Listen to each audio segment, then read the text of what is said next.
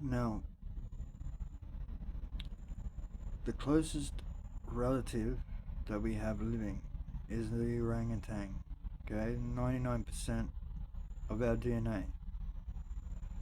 We're the closest relative to the orangutan. Now, every single animal on this planet, when it's born, can get up and stand up. It's only 2 feet within 10 minutes to an hour. The orangutan, which is the closest to us, can grab hold of its mother by the fur, hold up, and start drinking from its titty, hold itself up while its mum's climbing up and down the trees. Okay? We are 99% of the orangutan, right? Only 1% difference. Now, that 1% difference is the fact that we're the only animal on the planet that cannot lift their heads off the ground after birth. It takes us like 6 months of training, physical training of every day, moving our heads around, strengthening our necks up so we can pick our brain off the ground. Okay? Can you see this? Can you understand that that's just 1% means the fact that every other animal can stand up from birth, and our orangutan closest relative, 99%, can grab hold of its mum, climb up its fur, and hold on all fucking day and night. But we can't even fucking lift our heads, our brains off the ground, because our brains are that big compared to every other animal, which orangutan is us. We're 99%. Like, if you were to get you and get your brother, right, and then get an orangutan, there'd be no difference between you, your brother, and the orangutan. Unless you were twins. In that fact, then yeah, you'd be closer to your brother. But if you weren't a twin, then you're just as close to an orangutan. Okay? That 1% means that our brains are that big that we need to train and train and train our neck muscles to get our brain off the ground so we can start to walk. Alright? Why does it take us years to be able to get up, walk around, get our heads off the ground, walk around? Okay? That's why, like, we're the only animal that really needs soon we're going to need cesareans. That'll be the only way we can give birth, because our brains are that big that we won't be able to give birth. Okay? Like,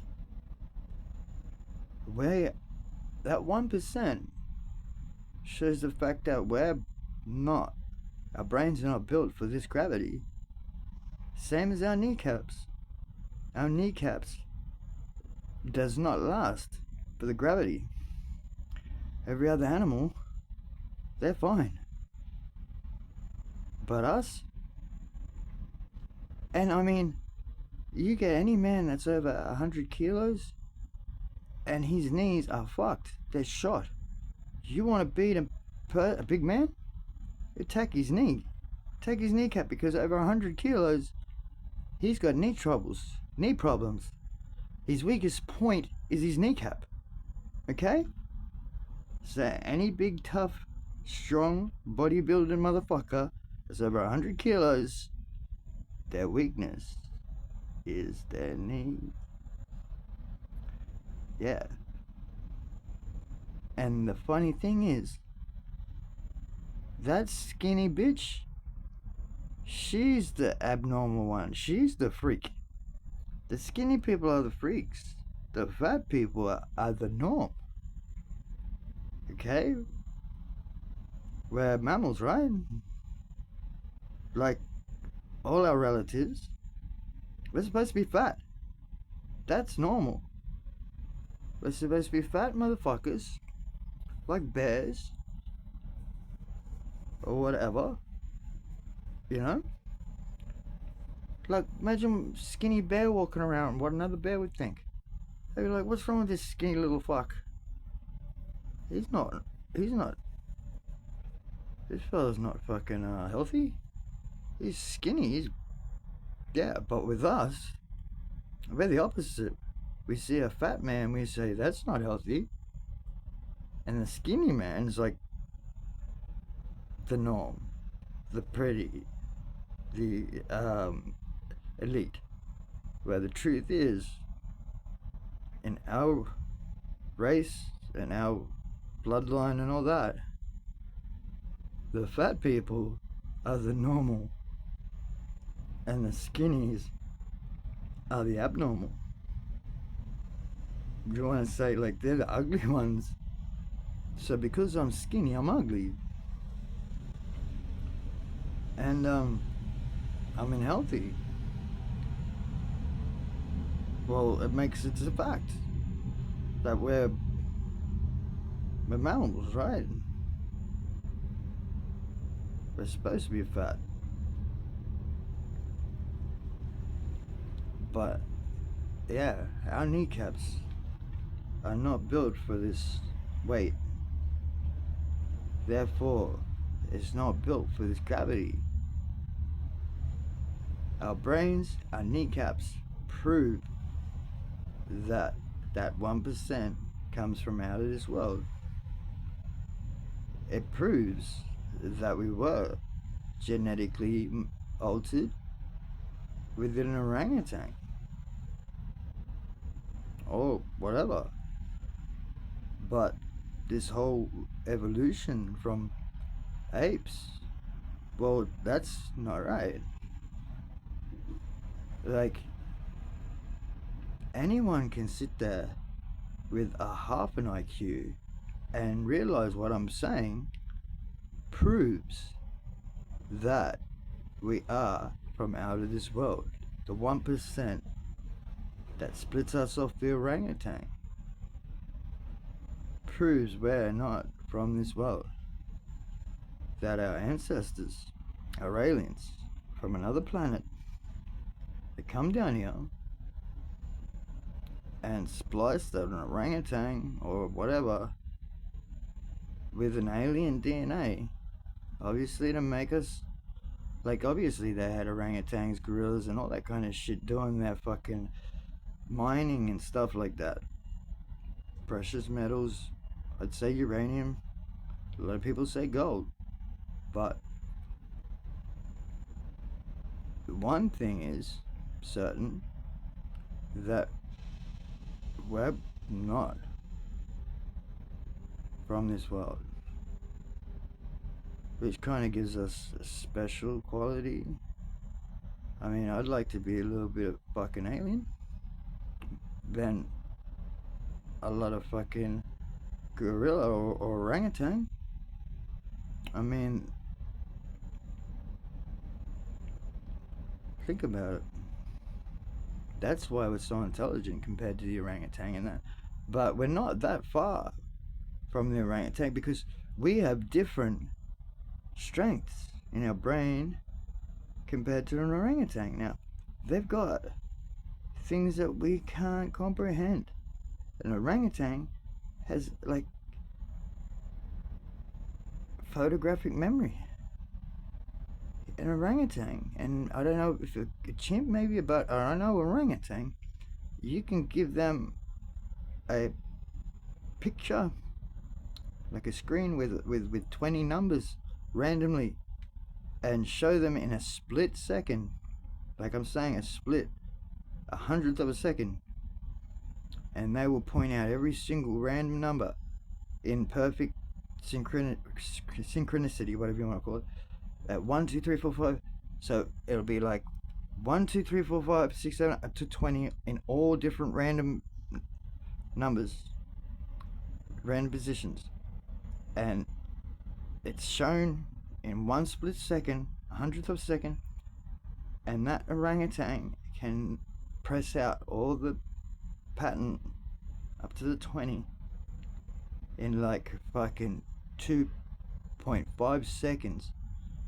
He will press them all out, and then again shown split second in a random uniform, and he will press them all out. There's no human in the world that can do that.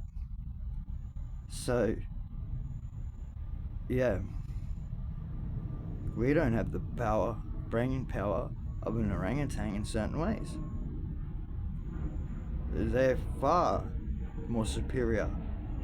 And like, when you want to say a dolphin uses 20% of their brain, that we only use supposedly 10% of our brain, now come on. Okay, 20%, a dolphin uses 20% of their brain. It's proven because of echo sonar. Okay, they can do their little. And now, there are people that have been found that are blind, that have started to tune in on their echo sonar, and he can tell you what is down the alley, across the road, if it's a shrub, if it's a car, if it's a table, if it's a chair. Okay? And now he's not the only human that can do that. So if he can do that with the echo sonar, it means that he's using 20% of his brain. Okay? So therefore we can use 20% or more of our brain, because, alright, he turns around and he teaches a little toddler, a blind toddler. Okay? People thought maybe this whole echo sonar was like a one-off and he was a mutant, some kind of, but he turned around and he got another little blind child that was a toddler and started to teaching him, and he picked it up very quickly. So any blind man, or any man for that factor, can do echo sonar. We have all the ability. Okay? And we also have the ability to communicate without words. That's the way we're supposed to. We're not supposed to speak with words, because words are spells. It's too powerful. So when you speak with words, you're manipulating the whole space-time, the whole reality, and like, there's a reason why it's called spelling, because you're casting spells every time you put a sentence together, and the more you use big powerful words, the stronger the spell is. Now English is the weakest of the spells. You get something like Latin, and your spells are powerful. Like, that's why you'll see that all those ancient spells and rituals and all that is in Latin. Like that, it's a more powerful language. Okay? You put some powerful words together in synchronicity, and you can change the world. You can alter the universe. You can alter your whole universe. And so that's why we're not supposed to speak. We were supposed to just telepathically communicate with each other. But someone's been blocking it. Someone's been blocking it for years and years and years. And if you get on LSD or something like that, you'll see that you can actually tap into it. Like, I don't want to sound crazy, but I've experienced it. There's a girl called Chantal Duquesne. Now I'm sure if you look her up, you'll be able to see that we had a conversation for like 10 minutes when we were going out back in the day, when we were doing like acid. And her housemate came in and said, "Why are you sitting in here staring into each other's eyes like lovebirds, not saying a word?" And I was like, what? Not saying a word. Wait up. Hey, haven't I said this to you? And we've been talking about that. She says, yeah. And I said, and you've been speaking about this and that? And she said, yeah, yeah. And I'm like, well, we haven't said a word. And she's like, yeah, we haven't. And we asked her friend again, a housemate. So we've been sitting here, we haven't been speaking. No, you've just been staring here into each other's eyes like freaks, like love crazed freaks. And that feeling, like when that girl came in the room, it was like she'd ripped this connection that I had with my girlfriend, and it was like I didn't like the feeling. I could not stand the fact that her girlfriend was there in the room and was blocking our path.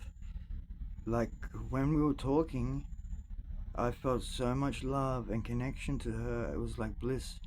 It was like it was the most beautiful feeling. And I love this woman. I mean, she's my first love. And yeah, I felt for her hard, you know. So yeah, when we were staring in each other's eyes and talking, it was like the closest that I could feel and explain to bliss. And when her friend walked in the room, it was like that she severed that feeling, like ripped us apart from each other. And I felt this aggression, and I was like, can you fuck off? Go in with your boyfriend and hang out with him. And she's like, nah, he's scary, I don't want to hang out with him. And yeah, some more stuff happened. So I got angry.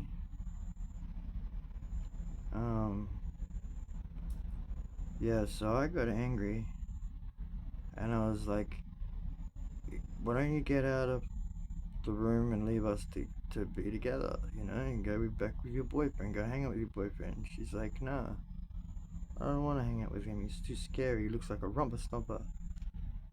And he was playing on it, and he was a skinhead, and that was his thing. So I said, he walked in the room and he put on that romper stomper scary facade, and yeah, it was scary looking. We were tripping, and I think he was the only one that wasn't. But I was like, yeah, that's scary. And my girl's like, yeah, that's scary. She's, yeah, I told you, he's scary. And I was like, well, girls, fucking, who wants to see me bash the scary man? And yeah, all of a sudden he didn't want to play the scary man anymore. He's like, no, man, no. Come on, I'm only joking. And I was like, take your fucking fat friend and get out of here. But she proceeded to go, you can't tell me what to do. You know, this is my house too, you know? And I said, this isn't your room, and it's not your girlfriend, so can you just go? And she said, look, I'm not scared of you. Everyone else might be scared of you, but I'm not scared of you. And when she said that, for some reason, something in my head flipped, and I was like thinking I could manipulate situations. I was getting good at it, and for some reason, when she said, I'm not scared of you, I took a forward like motion towards her, on my hands and knees, kind of quick movement towards her, and I went, you're not scared of me, huh? She went flying back, and I proceeded to feel like I had a hold of her psychopathically, and she believed it, and my girlfriend believed it. So she goes flying against the wall. I'm standing there still on all hands and knees and looking up at her, kind of with my hands in a bullshit. Like some kind of movie fucking genre shit. Like holding my hands out, like, you're not scared of me, huh? Like I've got her by the throat or something from a distance. And I'm like, yeah, you're not scared. She's lifting up the wall. This is a fat woman. Like, she was a fatty. Like, I don't fat shame, but she was fat. Like, she couldn't do one push up. Okay? I dared her to one day. She said she could. I told her there's no way. She didn't know how fat she was, obviously, but she couldn't get her chest off the ground. That's how fat the girl was. I confiscated her dog because she wasn't feeding it. I swear she was eating the dog pellets herself. But yeah, anyway, she's going up the wall. Up the wall. She's like on her tippy toes. Like, yeah, going up the wall, like crying and putting it all on. And then my girlfriend jumps back from me in fear, and that's what snapped me out. When my girlfriend jumped back and looked at me the way she did, it really upset me, and I turned from the fatty, and she dropped to the ground on her knees in a crying, fucking sobbing, acting like she'd been violated in a fucking by a poltergeist of some kind. And I looked at my girl and I said, "What are you doing? Why did you jump back from me? Why are you looking at me like I'm the devil? Like, babe, I love you. Why are you doing? Why are you looking at me like I'm a fucking devil?" And she's like, "Why? What the fuck are you doing?"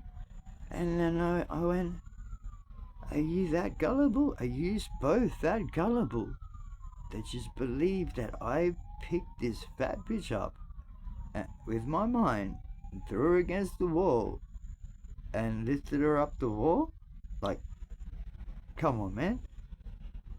That's like, I made you think that. Like, you're gullible, you know? Like, that's impossible. But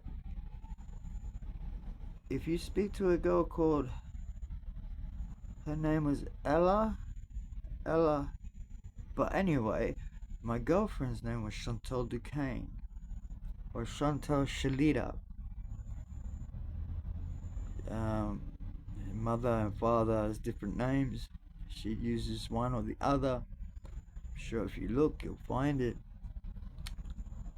But yeah, amazing girl. I was with her for a long, important time of my life when I was like 18 or something. And I was trying LSD, and I realized that I could start to manipulate my body in ways that, like, I didn't know if it was happening or not. So I used to say to my girlfriend, "Look, tell me what you're feeling now. Like, hold my heart and tell me what's happening." She'd say, it's beating faster. And I was like, "Yeah, now I'm gonna slow it down." And she'd say, "Yeah, how are you doing that?" And I don't know. I'm taking more control over my body and can control it in ways. And I started realizing that I could do certain things, and then I could start to manipulate people's brains and get them to see what I wanted them to see. And yeah, so I done it with my girlfriend. I done it with my girlfriend's friends. I done it to my niece. I mean, I've done it with a girlfriend that I couldn't sleep because her fucking songs in her head were so loud. that, yeah, I couldn't sleep. I was like, babe, can you please stop singing that song in your head? I can't fucking sleep. She's like, what the fuck are you talking about? Because we've been both quiet for like 20 minutes. We've been trying to sleep for, and I knew that I didn't like that song. That that's her song, and it has to be her because I wouldn't be singing this shitty fucking song in my head, and I want to sleep. So I was like, "Can you stop singing this song?" She's like, "What are you talking about, you crazy bastard?" And I said, "That Phil Collins song. I can feel it coming in the air tonight. Hold on." And she's like, "What the fuck? How do you know I was singing that song in my head?" Was I murmuring, mumbling? I was like, "No, you're not. But you're singing it in your head, and it's just this thing I have that I can feel you. Yeah, I can hear what you're thinking." And she said, "Okay then, smartass. Well, what song am I singing now?" And she proceeded to think of the hardest song, and I went, um, oh, for fuck's sake, I like the nightlife. I've got the boogie. Can you shut up and go to fucking sleep? She went, "Are you serious? I like the nightlife. I got the boogie." How the fuck did you know that? You're a psychopath. You're fucking what? No. And I was like, I don't get it. I don't understand. I just know that it's in my head. So can you shut up? Go to sleep. Like, yeah. I mean, we all have the ability. We've just got to sharpen it, strengthen it, and yeah. Now, LSD is the easiest way to manipulate it. And if you take a tiny bit of LSD and yeah, start to train your senses, they can become pretty strong. But who wants to take LSD every day? Fucking yeah. I mean, you can only do that shit so many times, and it starts to get fucking too much and boring, and you grow up, and you're just like, come on. So those little tricks that I was doing it didn't seem like it was such an important thing that I really wanted to pursue in my life. And the fact that my girlfriend used to jump back in fear used to, yeah, I didn't want to be that person to her. Like, I mean, I love that power feeling when I watch these people just crumble, but like the evil I felt, like, you're not scared of me? Huh? Huh? I'm the fucking shit. I am shit. It's like a feeling of power, but when you see your girlfriend, the one that you love the most in life, jump from you and look at you like you're the devil, that's not a good feeling. And I'll never want that. Like, I'd never pick that. I'd never pick any power over that. So, I gave that shit up. But yeah, sometimes I see her and I say, "Hey, remember that time?" She don't like to talk about it, but I like to. I don't know. I like to think about it, and yeah, like I suppose I want to hear her say that. Yeah, you did that. I know you did that. I remember that. But every time I bring it up, it's like, look, I don't want to talk about that day. Yeah, that. Yeah, I don't want to talk about that. Like, yeah, I remember, but yeah, I don't want to talk about it. And yeah,